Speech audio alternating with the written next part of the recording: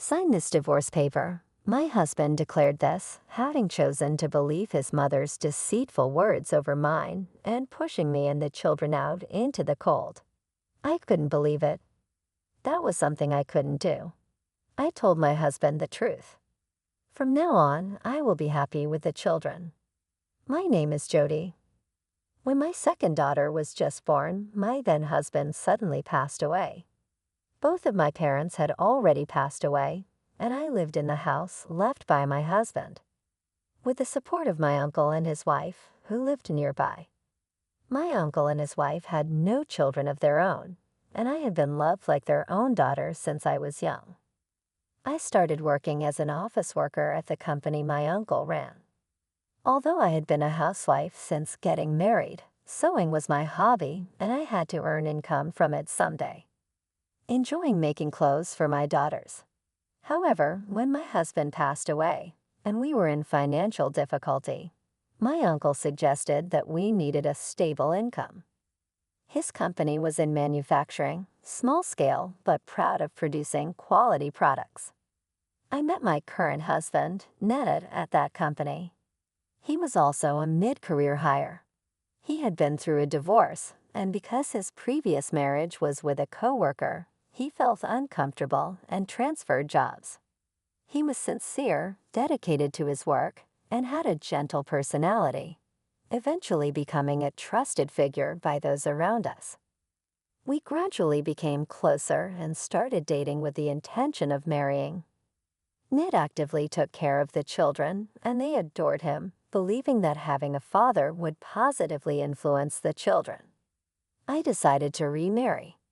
However, it had been less than 3 years since my previous husband had passed away, and I felt hesitant. I discussed this matter thoroughly with my uncle and asked him and his wife to be witnesses at our wedding. Since both of us were remarrying, we decided to register our marriage quietly without holding a wedding ceremony. Ned moved into the house left by my previous husband, starting a new life there. I was worried that I might resist starting a new life in the house where I lived with my previous husband. I suggested it's okay to sell this house and move to a new apartment, but Ned replied, "There's no need for that. The children are used to it here." At that time, I felt that he was considering our needs, but later it became clear that his feelings were different. Ned was an only child and grew up in a household with just his mother. He spent a lot of time with his mother from a young age and cherished her very much. He was concerned about his mother living alone when he married me. Initially, I felt that he was a kind person, but gradually I began to feel that his attitude toward his mother was excessive. It was almost like worship. I hoped that no problems would arise, but those fears became reality. "Jody, I decided my mother will live here with us," Ned suddenly said one evening after the children had gone to bed. "What? It's fine, isn't it? There's a room available. That's not the issue." "Then what is the issue?" "I'm bewildered when you say it all of a sudden." "Don't decide on your own. Let's discuss it." "Why?" "If my mother wishes, we should comply." "What are you opposed to my mother coming here?" "Jody, I'm not opposed, but I want some time to think." "What do you need to think about?" "Do you intend to leave my mother alone as she gets older?" "I thought you were more compassionate." "That's not it. I had somehow thought that living with my mother-in-law might happen one day.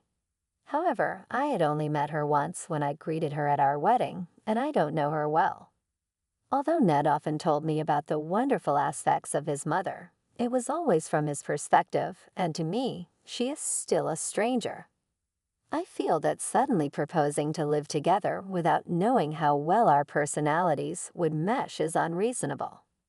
Being asked to suddenly live with my mother-in-law, who hardly knows me or the children, seems forceful. However, since Ned prioritizes his mother, I couldn't express this concern directly to him. Despite my continued ambiguous attitude and avoidance of a clear answer, my feelings were not understood, and eventually my mother-in-law arrived with her belongings on the next holiday. "Jody, I look forward to living together." Pansy and Hannah, I hope you will have fun with Grandma. Yes, hello. I am really happy to live in such a spacious house. It's thanks to Ned marrying you, Jody. I'm so lucky to have such a wonderful son. This house was originally built by my previous husband for our family, but my mother-in-law seems to take joy in crediting it to her son. Since she had already given up her previous apartment, I couldn't ask her to leave. I was left without a way to handle the situation. As a result, I provided the spare room to my mother-in-law, and we started living together. For the children, having someone they had met only once suddenly come into their home and being asked to call her grandma was confusing. The children always stayed close to me and were hesitant around my mother-in-law. Yet she would criticize, why are they so unfriendly? Maybe it can't be helped since they don't carry Ned's blood, Jody. What kind of upbringing are you giving them? My mother-in-law was constantly complaining. She did not take the children to daycare, nor did she prepare meals or bathe them.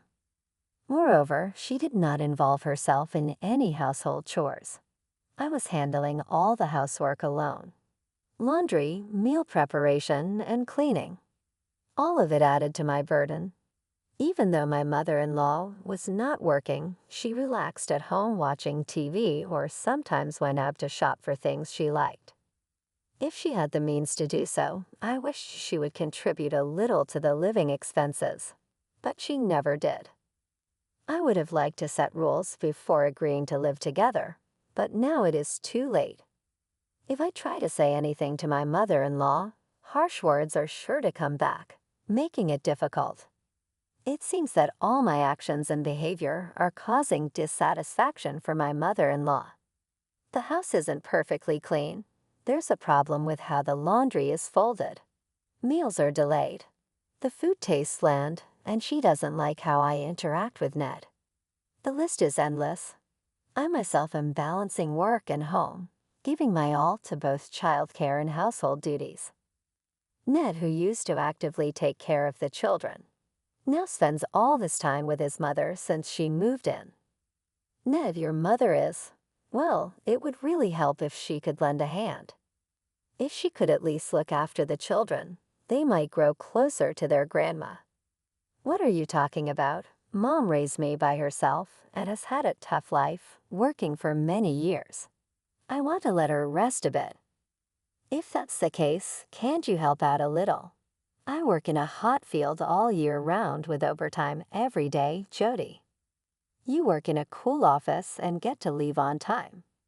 That's true, but I work full-time, and after returning home, I'm swamped with housework and childcare, leaving almost no time for myself. Even when I try to rest after the children have gone to sleep, I'm so exhausted that I end up falling asleep with them, and before I know it, morning arrives. This situation has been ongoing. Can't I ask my husband or mother-in-law for help? Furthermore, there's another thing I needed to convey to my mother-in-law. Since she arrived, our utility bills have significantly increased. Despite my efforts to save electricity, water, and gas, the consumption is terrible. Even when my mother-in-law is out, if I turn off the air conditioning, lights, or TV in her room, she would complain, why isn't my room comfortable when I return? She also showers multiple times a day, using the shower and hairdryer as much as she wants. On days she goes out, the consumption of shampoo and body soap is also high. When I ask Ned to speak with her about saving a bit more, he only says, Mom raised me alone and lived a poor life, so I want her to do as she pleases. Left with no choice, I decided to gently ask my mother-in-law directly. Mother-in-law, I also tell Hannah and Pansy not to waste water or electricity. It would really help if you could cooperate a bit with saving. In response, she looked at me and retorted, are you making the children live such a miserable life too? After voicing a complaint, my mother-in-law seemed to agree, saying, well, I understand Ned is earning for us, so I suppose I must endure a bit for his sake. However, this was just a facade. She had a completely different plan hidden beneath. As usual, after putting the children to bed, I dozed off, only to be abruptly awakened by Ned. "Jody, what terrible things have you said to Mom?" What confused and groggy, I couldn't grasp what was happening. Ned was glaring at me, filled with anger. "Why are you so cold?" he accused. "What are you talking about? The kids will wake up." Before I could finish, the 3-year-old Hannah woke up and began to cry. "You told Mom not to use water or electricity, didn't you?" Mom was trembling in a dark, cold room without lights or air conditioning. "What? Who do you think allows us to live here? I didn't think you were that kind of person." I hugged crying Hannah and pondered. I had no memory of saying such things to my mother-in-law, and this house wasn't built by Ned. "Ned, I didn't say it like that. I just asked for more cooperation with saving electricity and water." "Wasn't your way of speaking too harsh? Mom was hurt by your words, but that really wasn't my intention." I was mistaken to believe that my mother-in-law had genuinely backed down. In fact, she had misled Ned with lies. Ned believed her words and sided with his mother over me. "Jody, apologize to Mom." "What? Just apologize?" "Then Mom will understand, right?" "I don't understand why I need to apologize." Tears are welling up, but it seems I have no choice but to say sorry. She directly threw harsh words to me, but secretly fed lies to Ned.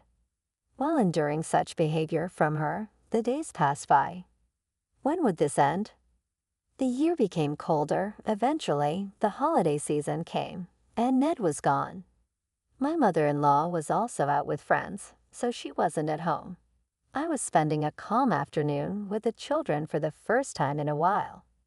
As we read picture books and sipped hot chocolate, I saw snowflakes fluttering down outside the window.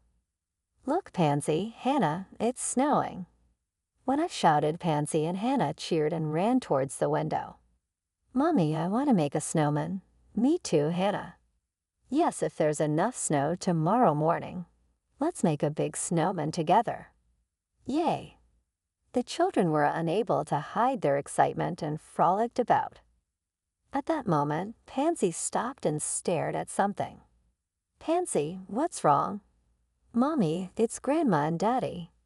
I sighed inwardly. They were back already. Before I could hear any complaints, I decided to start preparing dinner. Thinking this, I stood up, and at that moment, the front door opened with a loud noise. "Jody, I heard Ned yelling." "What's going on?" Not knowing what was happening, I rushed to the entrance, put on my sandals, and stepped up to the front. "What's going on? How could you not let Mom into the house on such a cold day? What if she got sick outside?" "What?" My mother-in-law, wiping tears from her eyes while looking down, passed between Ned and me and entered the house. "Did you lock Mom out?" "Oh, it wasn't your mother out with friends." "Don't lie. She said you made her go outside." "That's absolutely not true. She said she called but couldn't get anyone to let her in." "I'm telling you, I didn't do that, Jody." "You've been against living with my mom from the start, haven't you?" "But isn't this treatment too harsh?" "What? How did it come to this?" While we were arguing in front of the house, Pansy and Hannah came outside. "Mommy, what's happening? What's going on?" "It's nothing." "It's cold." "Go back inside," I said, shivering. Before I could finish, the door suddenly closed. "What? Get out." "What? Go outside and cool down in the cold air." "Wait a minute. This is my house. We're married, so it's my house too," I protested. I was locked out, standing in the cold wearing only my sandals. Not just me, but the young children too. Finally, I understood.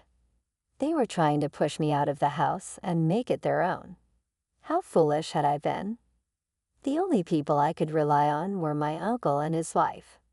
In the chilly twilight, with snow swirling around us, we desperately headed for my uncle's house, clad only in our light clothes. As darkness gradually fell and the snow intensified. Normally, the children would have delighted in the snow, but they walked, crying. When we saw the light from my uncle's house, I finally broke down and cried. "Uncle Joe, Ned kicked me out of the house," I said. My uncle responded, "Just as I thought. It's good that the marriage certificate hasn't been submitted yet. What? Come on, let's get inside and warm up. Pansy and Hannah must be cold. Don't worry anymore." That night, we stayed at my uncle and aunt's house. I shared everything that had happened with them. They listened intently to my story as we considered what to do next. My uncle suggested, "Jody, let's go back and reclaim your house." We spent Christmas at my uncle's house, preparing the dishes together with my aunt. After a comforting celebration, though reluctant, I decided to return home. Once I left the children with my aunt and headed to the house in my uncle's car, I parked the car in the driveway and approached the front door alone, pressing the doorbell. "Yes, Ned," I answered. "It's me, Jody. Jody." "Ha, where have you been all this time? Are you done?" Ned's voice crackled through the line. Reflecting, there's nothing I need to reflect on. The call ended, and soon after, the door opened and Ned appeared, holding a document in his hand. "If you don't understand, it can't be helped. I don't need a wife like you," Ned said as he handed me the divorce papers. "Sign this divorce paper." I couldn't help but laugh. There's no way I could do that. Well, that's right, isn't it? If you divorce me, you'll be a twice divorced woman with 2 children. You probably have nowhere to run, right? Just apologize, and I'll forgive you. But we aren't married, are we? What? That's right. I'm not your wife or anything.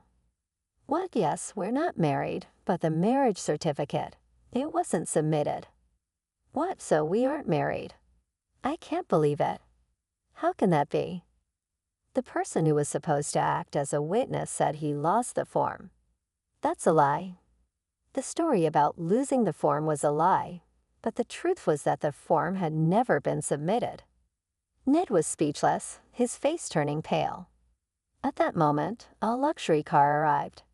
It was a high-end foreign car, rarely seen around here. The person who stepped out of the car was my uncle. "Ah, President Ned, my boy, I'm sorry about that. I lost the marriage certificate by mistake." "Haha, it's not a laughing matter. I'm truly sorry. I heard some unfavorable rumors about you, so I decided to wait and see before submitting the certificate." "Rumors? I heard you have a divorce history, paying property division, and child support. I knew about the divorce, but you had hidden from Jod that you have children. Why would you, the president of the company you used to work for, do that?" "The president of the company you used to work for is a friend of mine. He told me a bit about your situation." "What? There's no issue with you working at my company, but it's a different story when it comes to marrying my lovely niece." "What? Didn't Jody tell you her father was my brother? What were you targeting Jod for, her house? Trying to ease your mother's life? What's wrong with taking care of my parent? How can you destroy someone else's happiness? Leave Jody's house." "You tricked me." Trick is such a harsh word. I was thinking we could submit the form after you two were settled and had a proper discussion. Besides, it seems you were the one who deceived Jod. Down at Ned, furious, tore up the divorce papers he was holding. Thanks to my uncle, we were able to protect the house that my late husband had left for us. Ned and his mother moved out and started living in an affordable rental apartment. Ned quit his regular job and is now getting by with day-to-day part-time jobs while looking for stable employment. He continues to make payments for property division and child support to his ex-wife and their children, placing him under severe financial strain. I heard his situation is quite dire due to this ongoing financial burden. Moreover, his mother has a spending habit that makes it impossible for Ned, however hard he works, to keep up with her excessive spending. The high utility bills we experienced while she was living with us were due to habits formed during their time living as a single-parent family, not out of malice. Shortly after Ned left our home, I also made the decision to quit my job. The bad reputation at work influenced my decision, but more importantly, I had a strong desire to spend more time with my children. As part of this new lifestyle, my uncle fully supported my decision, and I started a new career as a children's clothes designer, making handmade children's clothes from my home. Initially, I registered with online handmade markets and actively participated in local events. These activities were well received, and later I opened my own online shop and even started consigning my products in local stores. Currently, I am learning business operations from my uncle while preparing to launch my own company. Pansy and Hannah are growing up fast, and the opportunities for them to wear the clothes I make are gradually becoming less frequent.